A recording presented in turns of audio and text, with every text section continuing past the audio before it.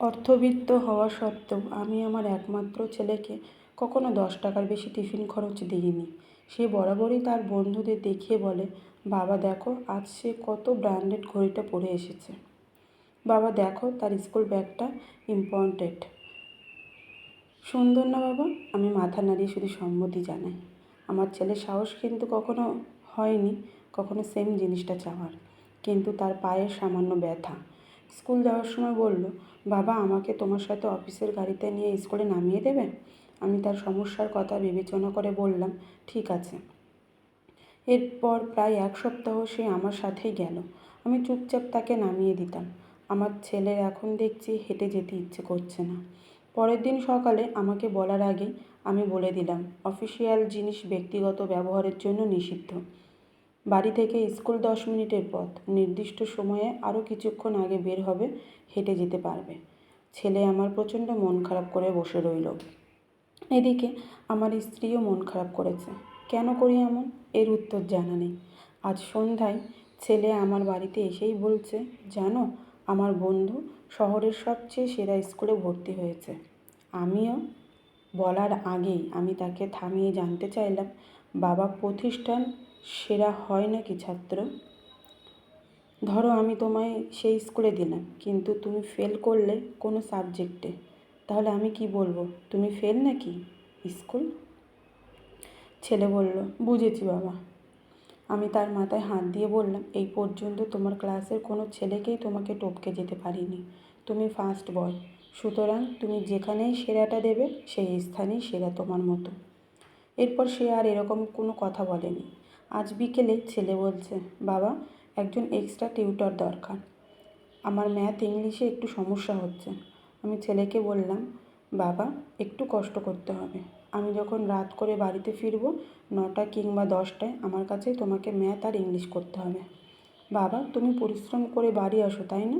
আমি হেসে বললাম, না বাবা, আমার কাছে এত সামর্থ্য নেই তোমাকে এক্সট্রা টিউটর দেওয়ার, আমি বরং একটু কষ্ট করি, কি বলো?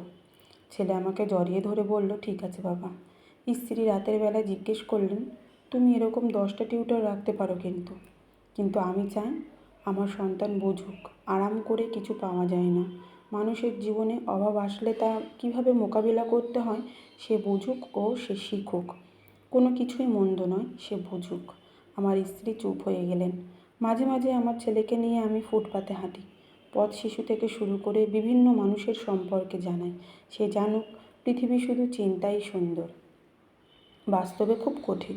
আমি চাওয়া মাত্রই তাকে কিছুই দিইনি। একদিন সে বলেছিল, বাবা তুমি এরকম কেন?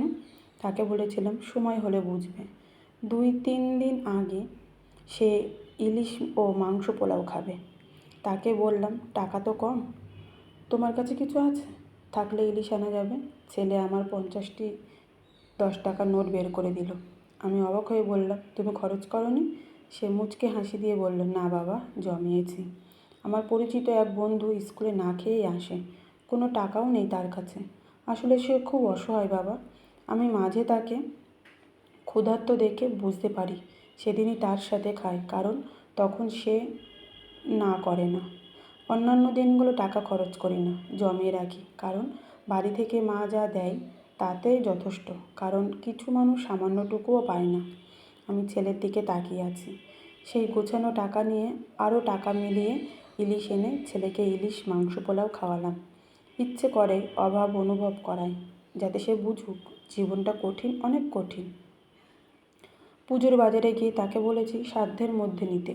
সে একটা প্যান্ট নিয়েছে শুধু, জানতে চাইলে বলে তোমার জন্য পাঞ্জাবি আর মায়ের জন্য শাড়ি নিয়েছি।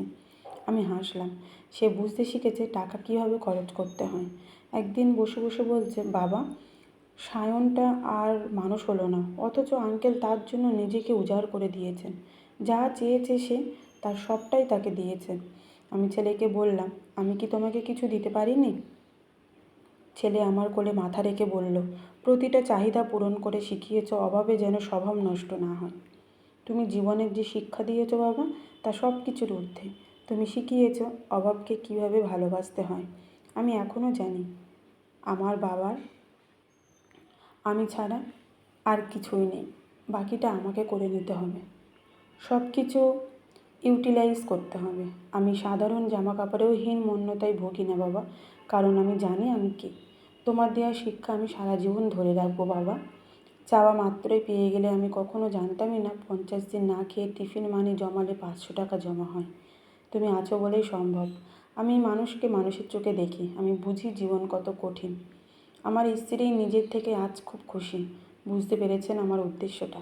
প্রায় 10 বছর পর ছেলে প্রাইভেট কার কিনেছে নিজের রোজগারে। হাসতে হাসতে বলে, বিগত 5 বছরে টিফিনের টাকা আর বোনাসের টাকা জমিয়ে এটা কিনেছি। বুঝতে পেরেছিলাম ছেলে আমার সঞ্চয়ী হয়েছে, সাথে হয়েছে মানুষও। সপ্তাহখানেক পর যাবতীয় সম্পত্তি তার নামে লিখে দিয়ে বললাম, সামনে রেখো। ছেলে দলিল আমার হাতে দিয়ে বলল, তোমার সাথে থেকো, আর কিছু লাগবে না। আজ তাকে বুকে জড়িয়ে ধরে আমার স্ত্রী নীলিমাকে বললাম, দেখেছো আমি ভুল করিনি। আমি আমার সন্তানকে মানুষ করতে গিয়ে জীবনের শ্রেষ্ঠ শিক্ষাটাই দিয়েছি, যেমনটা আমার বাবা দিয়েছিলেন আমাকে। আমি অভাবে সন্তানকে লজ্জিত হওয়া নয়, বরং দৃঢ় স্বার্থে শিখিয়েছি।